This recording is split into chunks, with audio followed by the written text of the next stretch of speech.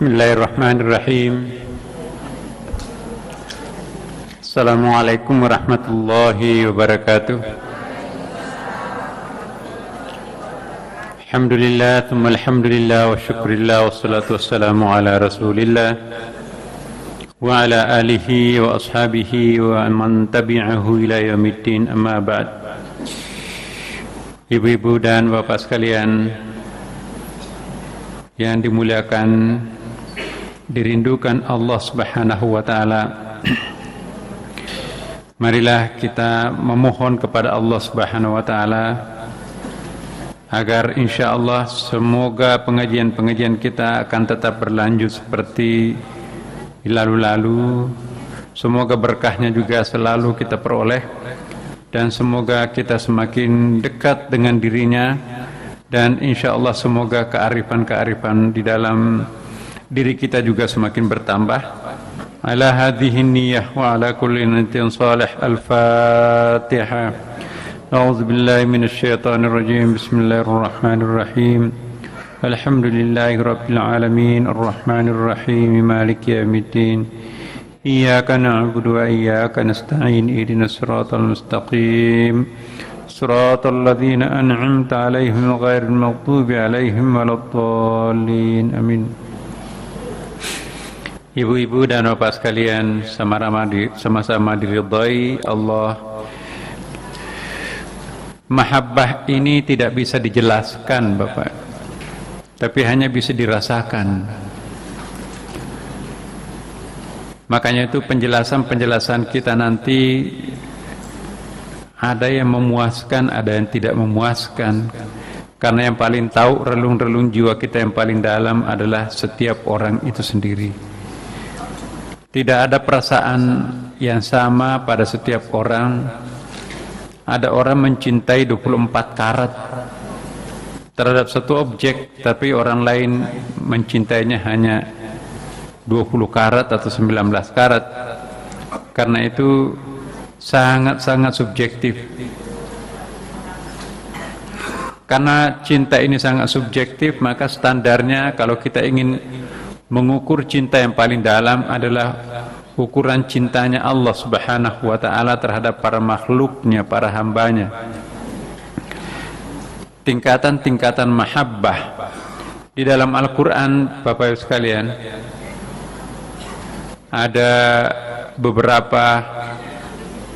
beberapa istilah tentang mahabbah. Ya. Nanti ada mahabbah am dan mahabbah khas. Kita coba menengok definisi dulu. Mahabbah ialah cinta yang tulus. Begitu tulusnya cinta itu, maka menjadi cinta yang suci. Ketulusan melahirkan kesucian.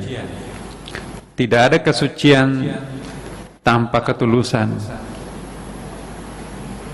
Ukuran untuk menilai apakah cinta kita itu tulus atau tidak, lihat pada kesucian itu sendiri. Tanda-tanda kalau cinta itu berujung pada kesucian, maka tidak ada benci lagi bercampur di dalam cinta itu. Selama masih ada benci di balik cinta itu, ya, maka di situ tidak ada ketulusan. Ketulusan mengikis habis segala kebencian. Keikhlasan bekerja sama dengan ketulusan ini mempromosikan sebuah kesucian. Kesucian diukur tanpa adanya pemilahan. Kalau cinta kita masih memilah-milah tertentu, kalau malam cinta, siang kurang, siang benci, malam rindu, itu conditional love. Cinta yang suci, cinta yang sejati, unconditional love, tidak mengenal kondisi. Selama cinta itu memilah-milah, oh ini bisa memberikan kepentingan yang banyak terhadap aku, maka wajar kalau dia memperoleh cinta lebih dalam. Oh ini tidak ada kepentingannya terhadap aku, aku juga tidak punya kepentingan terhadapnya, maka wajar kalau cintanya sedikit. Berarti cinta masih terpola di situ. Cinta masih ada pemilahan di situ. Pemilahannya itu terkadang sangat biologis, sangat diukur oleh nafsu, atau paling tidak sangat ditentukan oleh rasio. Rasa dan rasio ini seringkali mendikte kualitas cinta itu. Kalau ada sesuatu yang masuk akal, cintanya dalam, yaitu cinta rasional.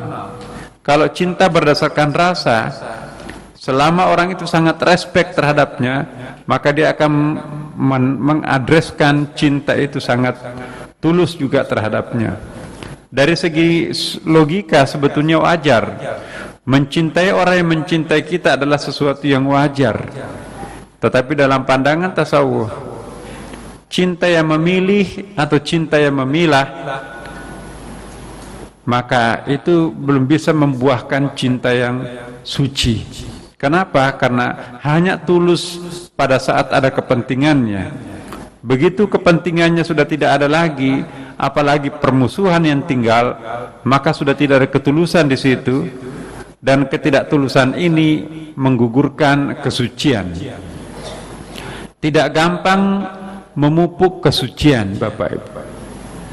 Nah, kita diminta latihan menjadi pencinta sejati ialah mencintai kedua orang tua kita. Kenapa kedua orang tua? Karena kedua orang tua itu memiliki ciri-ciri, memiliki pola-pola cinta Tuhan. Makanya itu saya sering mengatakan bahwa penghormatan terhadap kedua orang tua itu muncul setelah perintah untuk mengesahkan Allah. Wa qadara rabbuka alla ta'budu illa iyyahu wa bil walidaini ihsana. Jadi setelah Allah, maka itu dilanjutkan dengan kedua orang tua. Kenapa disebutkan cinta kedua orang tua memiliki persamaan dengan cinta Tuhan? Contohnya yang paling konkret. Kalau saya ingin bertanya kepada kita semua, kepada Bapak Ibu, pernah enggak kita menginginkan sesuatu kepada Tuhan, tapi keinginan kita itu tidak dipenuhi? Pernah? Pernah. Kita ingin jadi konglomerat, melarat. Kita ingin jadi orang pinter, lemah. Jadi ada permohonan kita kepada Tuhan tidak dikabulkan. Saya ingin bertanya lagi, pernah enggak kita juga ditolak permohonan kita oleh kedua orang tua kita? Pernah. Nah, sekarang apa persamaan permohonan yang ditolak antara permohonan kita kepada Allah dan permohonan kepada kedua orang tua? Dan apa persamaan antara Tuhan dan kedua orang tua di dalam menentukan penolakan itu? Saya ingin berikan satu contoh konkret. Anak kecil pingin tertarik bermain sesuatu yang mengkilap, ternyata di situ adalah pisau yang sangat tajam. Ya, nangis kita mau meminta pisau itu, tapi tanpa beban. Kedua orang tua kita itu malah pisau itu ditaruh di tempat yang di atas, sehingga kita tidak bisa menggapainya. Pertanyaan kita di sini, apakah kedua orang tua kita itu tidak sayang terhadap kita karena menolak permohonan kita? Sayang. Kenapa? Karena pemberian itu bukan berarti otomatis cinta. Sama, kita pingin juga menjadi konglomerat terhadap Tuhan, tanpa beban, Tuhan seolah-olah nggak mendengarkan permohonan kita. Akhirnya kita dongkol. Kok kenapa Tuhan kita minta nggak dikasih? Pada kami sudah sholat tahajud, Senin Kamisan, dan lain-lain sebagainya. Nah, Tuhan tidak tersinggung dengan kata hati kita yang seperti itu, karena Tuhan juga tahu dasar manusia. Seperti orang tua kita juga mengatakan, dasar anak kecil, kok nangis nggak dikasih pisau? Wahai anak kecilku, kalau kamu tahu apa maksud, kenapa kami menolak permintaanmu, pasti kamu akan berterima kasih kepada aku, bukan menangis meronta-ronta seolah-olah membenci kedua orang tuanya. Saking bencinya terhadap kedua orang tuanya diwujudkan dalam bentuk menangis. Kenapa? Karena anak kecil nggak mungkin melawan secara fisik terhadap kedua orang tuanya. Jadi bentuk protes ketidaksetujuan seorang anak kecil terhadap orang tuanya yang disembunyikan main pisau itu ialah menangis. Menangis itu bentuk perlawanan terhadap seorang yang tidak berdaya terhadap seorang yang sangat berdikjaya gitu ya. Nah, inilah saya katakan bahwa antara kedua orang tua dan Tuhan itu punya persamaan. Makanya itu punya sifat-sifat rububiyah. Rububiyah itu apa artinya? Dari kata Rabbon. Rabbon itu artinya maha pemelihara. Wahfid lahuma kama rabbayani sagira. Itu kan ada doanya itu dalam surah Al-Isra. Peliharalah keduanya, kedua orang tua itu, kama rabbayani sagira, sebagaimana keduanya telah memelihara aku. Jadi Allah maha pemelihara, kedua orang tua pemelihara, tanpa maha di situ. Nah, jadi orang tua itu adalah memiliki persamaan dengan Tuhan dari segi apa yang bermanfaat dan tidak bermanfaat. Orang tua lebih tahu apa akibatnya terhadap permohonan yang ditunaikan itu. Tuhan juga maha tahu apa permohonan kita, apa akibatnya kalau itu dia tunaikan. Orang tua itu bukan berarti tidak cinta terhadap anaknya lantaran menyimpan, menyembunyikan pisau yang tajam itu. Malah itu tanda cintanya terhadap anaknya. Kalau Tuhan tidak mengabulkan permohonan kita, jangan sampai Tuhan itu seperti halnya dengan orang tua kita. Kata Ibnu Athaillah pengajian kita pada hari Senin, maka seandainya semua orang tahu apa hikmah dibalik penolakan doa-doanya terhadap Tuhan, maka sesungguhnya semua anak manusia yang ditolak doanya itu akan bersyukur dan berterima kasih kepada Tuhan. Hanya lantaran kita tidak tahu apa hikmah dibalik penolakan doa itu, maka kita sering salah paham terhadap Tuhan. Seandainya kita tahu apa hikmah dibalik penolakan doa kita, maka bukannya kita kecewa tetapi malah bersyukur terhadap Allah Subhanahu wa taala. Penolakan sebuah doa itu pertanda cinta Tuhan terhadap kita. Penolakan permintaan mainan pisau tajam dari kedua orang tuanya itu pertanda cintanya orang tua terhadap anak. Ya, bukankah ibu dan bapak sekarang sudah menjadi orang tua, sering menyaksikan apa yang dulu pernah kita alami ketika kita menjadi anak daripada orang tua kita? Dan sekarang kita sadar, oh iya ya, dulu begini perasaannya ketika orang tua saya dulu saya beginikan. Sekarang saya juga sakit dibeginikan oleh anak saya. Anak kita juga nanti itu turun-temurun juga akan mengatakan hal yang sama.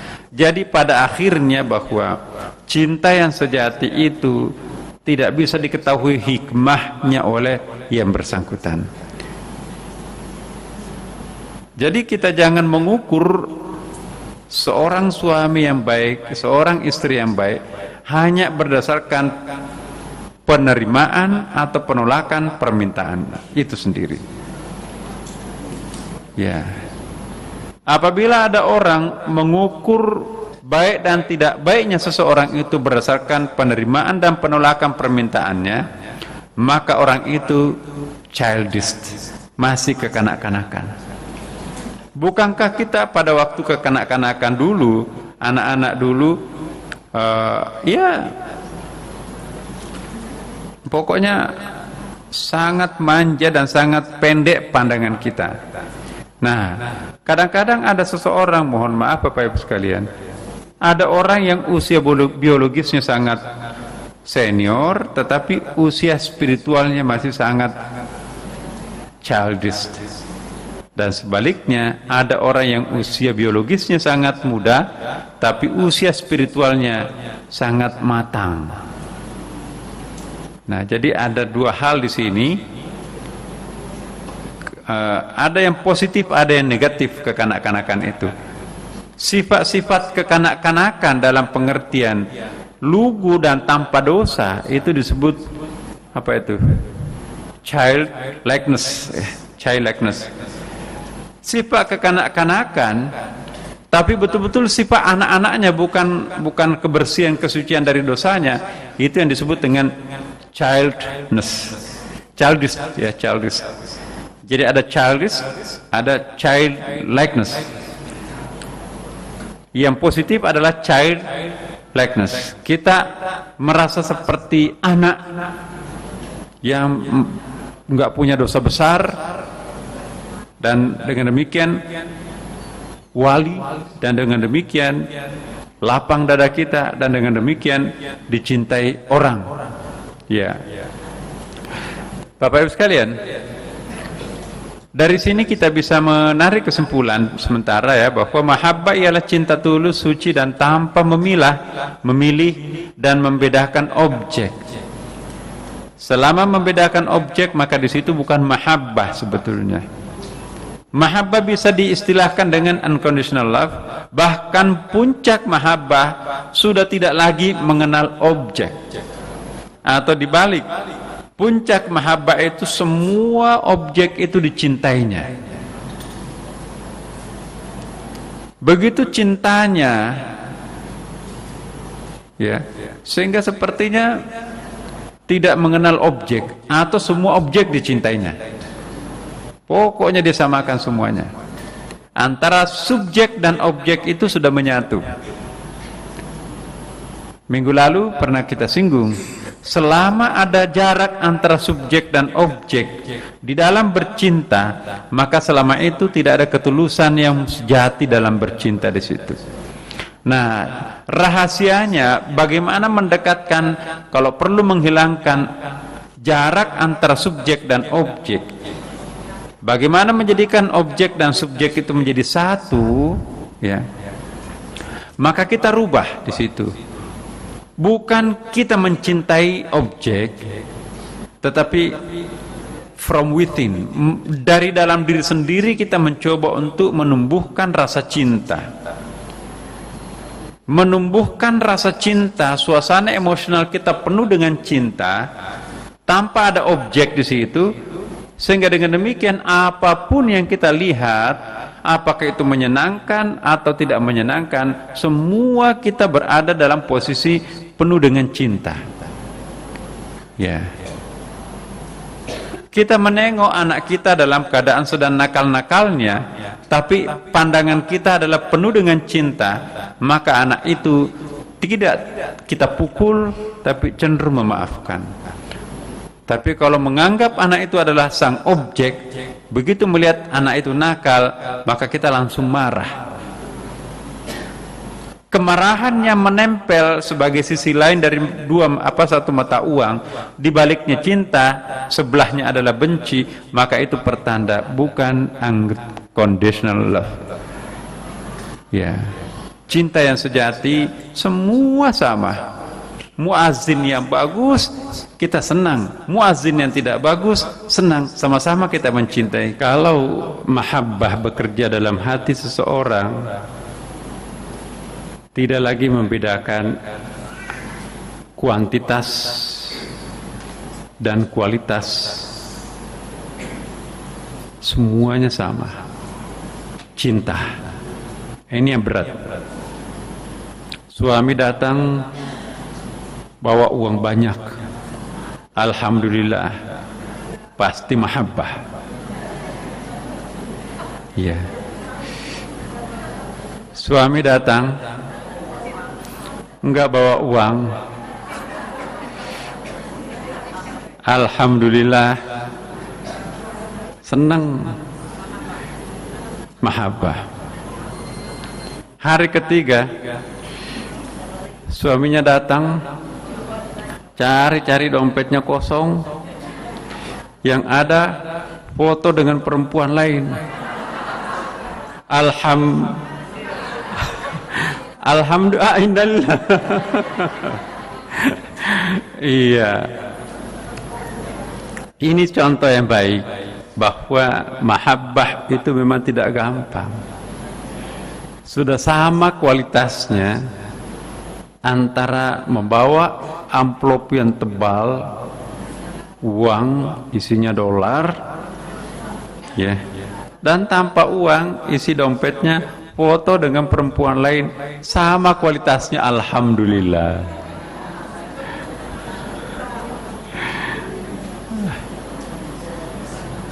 Mampu nggak ibu, bapak? Belum bisa. Nah, ya berarti kalau belum bisa, kita masih harus mencari. Ya. Dan caranya kalau Tuhan itu mencintai hambanya, kadang-kadang Tuhan itu menguji hambanya. Ya, coba kita uji.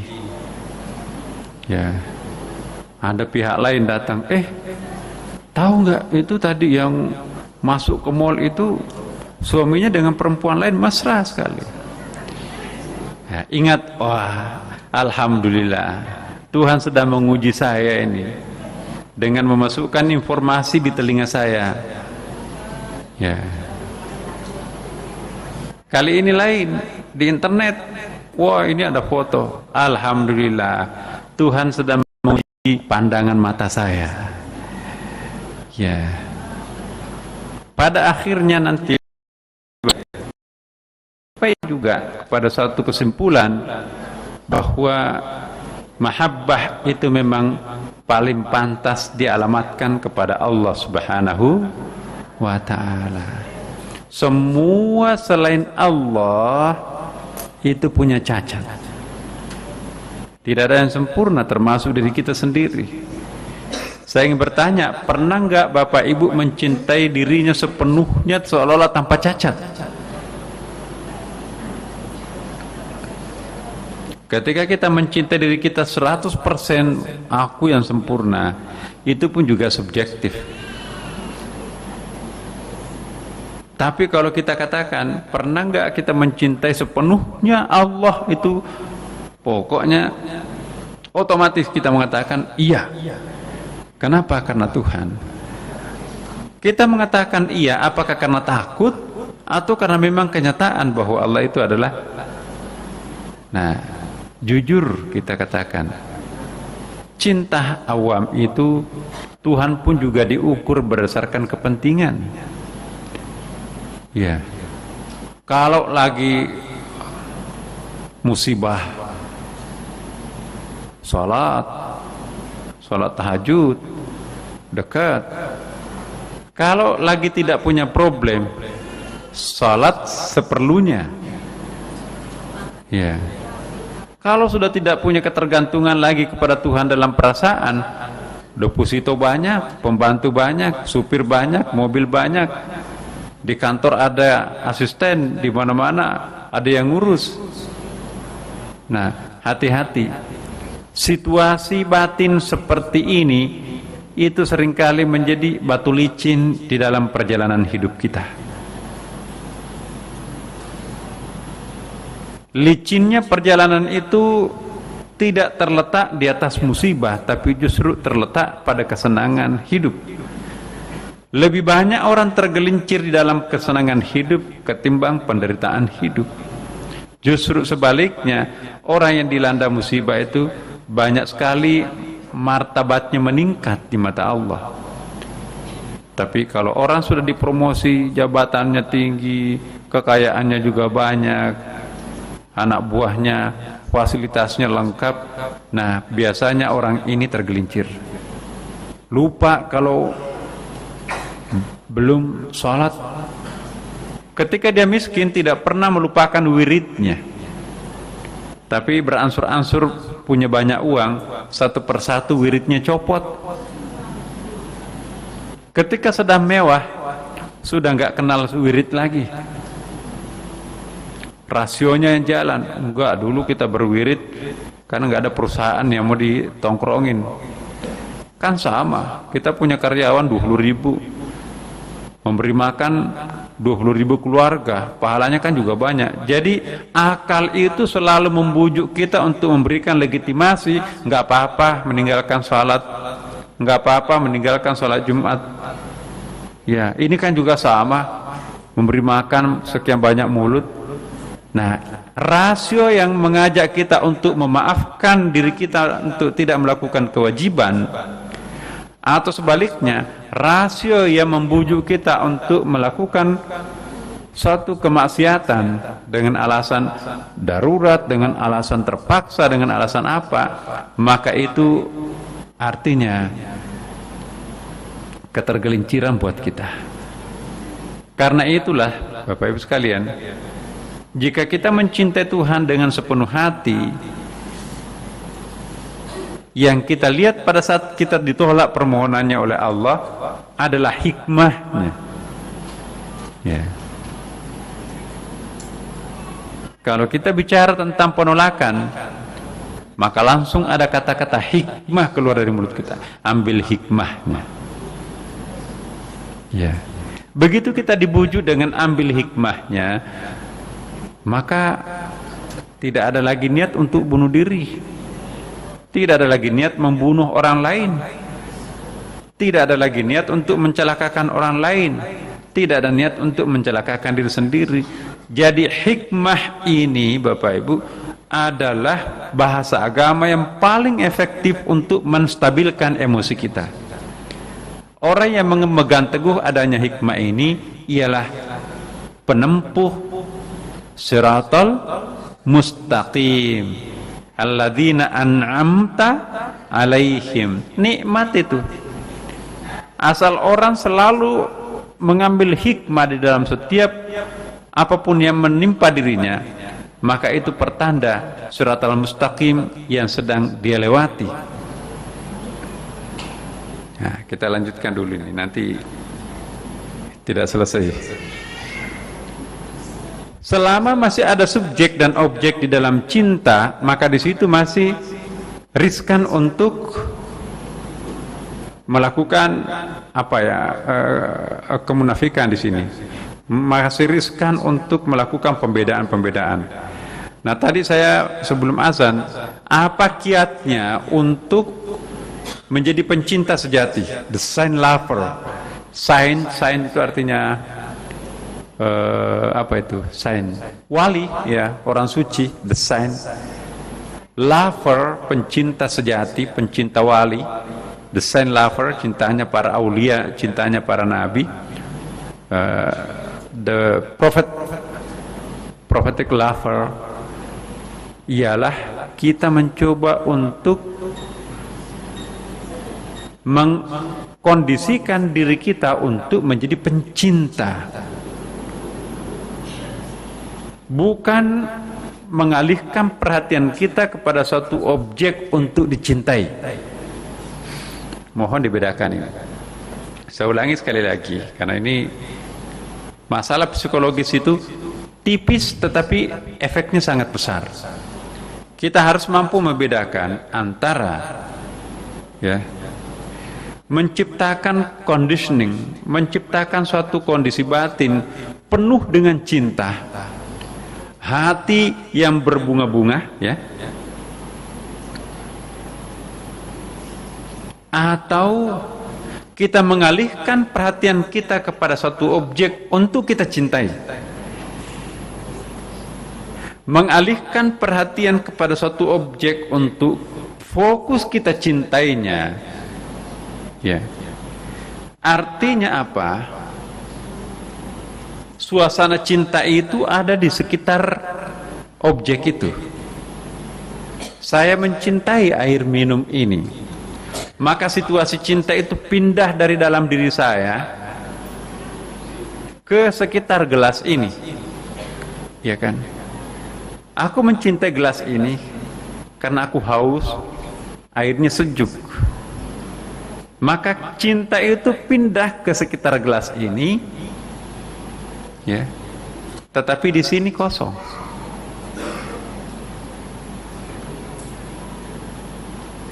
Cinta saya adreskan di sekitar gelas ini, ya. Tetapi begitu saya alihkan perhatian saya kepada tisu ini, cinta tidak pindah ke tisu ini. Kenapa? Karena kepentingan saya sekarang ini adalah air, saya sedang haus. Tidak kepada tisu ini, karena saya tidak dalam keadaan keringatan. Seandainya saya sudah minum tidak haus, bahkan saya keringatan, cinta saya pindah kepada tisu ini, tidak lagi di gelas ini. Berarti cinta bisa berpindah-pindah tempat. Nah, itu bedanya. Kalau saya berada dalam suasana cinta, maka begitu saya melihat gelas ini, aku dalam suasana cinta menatap gelas ini, puas melihat gelas ini ada air minumnya. Aku dalam suasana penuh dengan cinta melihat tisu ini, puas saya melihat tisu ini. Alhamdulillah, betapa banyak orang yang puas dengan tisu ini. Alhamdulillah, begitu banyak orang yang puas dengan air minum ini. Ya, begitu saya melihat laptop ini, puas saya. Alhamdulillah, begitu mudahnya saya membuat pekerjaan dengan adanya laptop ini. Ya, begitu saya tunduk ke bawah, ada tai kucing. Nah, alhamdulillah juga Tuhan memberikan aku exercise, percobaan bagaimana aku mencintai sesuatu yang selama ini saya tidak cintai. Mencintai sesuatu yang selama ini kita tidak cintai itu exercises untuk menjadi pencinta sejati. Seandainya cinta itu yang model pertama, ini aku cintai, ini kurang cinta saya, tai kucing, apalagi? Ah, iya kan? Tapi kalau saya berada dalam suasana cinta, tidak ada bedanya antara air minum ini dengan tai kucing itu. Ini saya bisa minum, tapi tai kucing persis seperti yang dilakukan Rasulullah. Setiap hari tetangganya itu ada orang dekat dari rumahnya Rasulullah itu, langganan itu buang kotoran besarnya itu di depan pintunya Rasulullah. Maka seperti wirid Rasulullah itu membersihkan kotoran manusia itu. Suatu saat kotoran itu nggak ada, kok tumben langganan ini dia datang subuh-subuh mengedor pintunya si jorok itu, ya. Terus apa katanya? Mas, kok tumben tidak melakukan kebiasaannya di depan rumah? Ya, nangis, ya Allah, saya sakit. Orang yang pertama menengok saya sakit ini justru orang yang paling saya benci, orang yang paling saya cintai. Sudah 2 hari ini saya sakit, tidak pernah ada yang nengok. Kenapa engkau mendatangi aku ya Rasulullah? Karena saya kehilangan amal. Setiap hari saya beramal dengan membersihkan itu, maka hari ini saya kehilangan amal. Maka itu saya mengejar, kapan saya beramal seperti itu lagi. Saksikanlah ya Rasulullah, aku adalah orang paling kafir terhadap Islam kepadamu. Asyhadu an la ilaha illallah wa asyhadu anna Muhammadar Rasulullah. Jadi kalau unconditional love, kita berada pada situasi penuh dengan cinta, bukan kita mencintai. Nah, lain itu kan, I love you, beda kualitasnya. I feel in love to you. Saya berada dalam rasa cinta terhadap Anda. Jadi kalau kita berhubungan dengan istri, anak di rumah tangga kita, saya dalam suasana penuh dengan cinta yang berbunga-bunga, menghampiri anak saya. Yang pertama, waduh sudah mandi nak, bagus, pantas harum rapi, ya. Tapi saya dalam suasana cinta juga mendekati anak kedua saya, masih tidur di situ, itu ngorok lagi, ngompol lagi. Saya tetap memperlakukan anak saya itu penuh dengan cinta. Kenapa? Kalau kita berada dalam posisi mahabbah, tidak lagi ada bedanya antara anak pertama yang rapi dan anak kedua yang masih ngompol di kasur. Ya. Jadi beda. Nah, yang diminta untuk kita sebagai umat beragama, dan ini jarang Bapak Ibu sekalian, ya, pada umumnya kita itu menjadi pencinta liar. Cinta kita itu liar seperti bola, di mana ditendang di situ dia pergi. Yang kita minta, yang kita tuntut dalam diri kita, yang kita mohon kepada Allah ialah mahabbah, suasana batin yang penuh dengan cinta. Jadi diri kita itu yang harus full love gitu ya. Kalau diri kita ini penuh dengan cinta, maka tidak ada makhluk Tuhan yang jelek. Semuanya indah. Ya. Tapi kalau kita masih didikte oleh cinta birahi, cinta nafsu, cinta ambisi dan seterusnya, tergantung kepentingan kita apa terhadap orang itu. Hari ini orang yang paling baik adalah si A. Besok kita dikecewakan, yang paling buruk adalah si A. Ya. Sebaliknya B yang paling buruk, yang paling kita benci kemarin, maka berubah. Yang paling baik adalah si B. Ya, saya ingat waktu itu di Amerika ya, Ronald Reagan ini, presiden, itu para jurkamnya itu atau masyarakatnya itu, manusia Amerika yang paling baik, paling istimewa adalah Ronald Reagan. Tapi akhir masa jabatannya, orang Amerika yang paling jelek adalah Ronald Reagan. Tapi Amerika masih membutuhkan 2 periode untuk mengganti yang paling baik menjadi yang paling buruk. Tapi kita di Indonesia, siang ini yang paling buruk, nanti malam yang paling jelek. Jadi terlalu cepat berubahnya kita. Kenapa kita terlalu cepat berubah? Itu karena bukan mahabbah yang muncul pada diri kita sendiri. Cinta palsu. Hati-hati Bapak Ibu, kalau ada kata-kata I love you, ya, itu pasti ada objek dan ada subjek di situ kan. Sang suami mengatakan I love you terhadap istrinya, ada maunya tuh pasti. I love you mam. Gombal gitu kan. Ada maunya tuh, ya. Tapi begitu selesai dia ambil maunya, nggak bilang-bilang pergi. Dasar. Nah, padahal sesungguhnya di sini yang kita perlukan itu adalah suasana cinta. Batin yang mahabbah inilah yang menjadi pencinta Tuhan yang paling sejati. Ya. Kalau masih kita menampilkan aku dan Tuhan itu adalah dia, aku mencintai Tuhan, maka itu masih kita perlu pertanyakan diri kita sendiri. Hari ini kita khusyuk dalam sholat, tapi besok mungkin gak khusyuk dalam sholat kita. Kenapa? Relasi cinta antara kita dengan Tuhan dibangun dengan kondisi cinta subjektif, bukan cinta objektif. Ya. Jadi kita ingin, dan yang kita inginkan, bagaimana memupuk diri kita itu selalu berada suasana cinta. Saya dalam suasana penuh dengan cinta berhubungan dengan staf karyawan saya. Semua karyawan itu senang terhadap bosnya.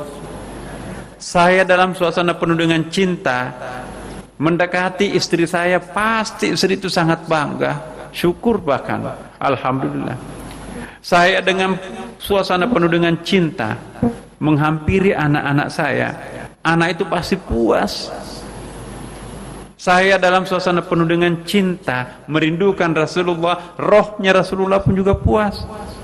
Saya penuh dengan suasana cinta terhadap Tuhan, Tuhan pun juga sangat puas. Jadi kalau kita berada pada kondisi cinta yang sangat penuh, seperti air ini, gelas ini penuh dengan air, maka tidak ada satu pori-pori sedikit pun tempatnya untuk membenci siapapun. Tapi kalau gelas ini masih setengah, masih ada ruang untuk membenci. Nah, makanya itu pupuklah dirinya di dalam 24 jamnya penuh dengan suasana cinta. Kalau sudah sampai seperti itu, maka kita termasuk orang yang mahabbah. Apa berat atau gampang Bapak Ibu? Pertama berat. Tapi insya Allah kalau sudah terlatih, lama kelamaan Ibu Bapak, pasti kita bisa. Ingat minggu lalu juga kita bahas, ya, kalau kita sudah sampai menembus batas ini, yang berat itu kan menembus batas. Kalau kita sudah mampu menembus batas Bapak Ibu, maka itu akan muncul proses shifting. Ingat shifting, berubah kita. Kita bisa merasakan diri kita itu berubah. Kalau saya seperti dulu, saya tampar kamu. Tapi sekarang saya sudah ikut pengajian tasawuf, nggak ada rasa marah lagi. Terbuka dada saya makin lebar sekarang ini. Jadi kita sendiri mampu melihat diri kita itu sedang berubah. Atau ada orang yang tidak sadar melihat dirinya berubah, tapi orang di sekitarnya melihat dirinya itu berubah. Lain ya, tuan kita, nyonya kita semenjak ikut di Sunda Kelapa, enak rasanya. Ya. Ini salah jalan supirnya, salah barangkali Mas. Oh iya tuan nyonya, maaf. Ya nggak apa-apa. Kalau dulu salah jalan itu macam-macam itu, kotornya, tajamnya lidahnya itu seperti apa? Apa kata sang supir? Masya Allah, semoga tuan nyonya saya ini rajin terus ke Sunda Kelapa ini. Enak rasanya, nggak pernah marah-marah lagi. Karena dia nggak pernah marah, maka sang supir itu pun juga menyaksikan bahwa diri tuan saya, nyonya saya ini berubah. Itu ada shifting. Kalau diri kita melihat diri kita berubah, dan kalau orang lain melihat diri kita berubah, langit pun, para malaikat pun, apalagi Allah jadi saksi bahwa si A, si B sudah berubah. Kalau kita mampu mempertahankan suasana batin seperti itu Bapak Ibu, pasti akan husnul khatimah. Sudah ada kok tanda-tandanya semua di wajah. Mahabbah untuk kita semuanya. Semoga betul-betul Allah mengabulkan kita semuanya, harapan-harapan kita. Ala hadhihi niyyah al-Fatihah. A'udzu billahi minasyaitonir rajim. Bismillahirrahmanirrahim. Alhamdulillahirabbil alamin arrahmanir rahim maliki yaumiddin. Iyyaka na'budu wa iyyaka nasta'in ihdinas siratal mustaqim. Siratal ladzina an'amta 'alaihim ghairil maghdubi 'alaihim waladdallin. Wassalamualaikum warahmatullahi wabarakatuh.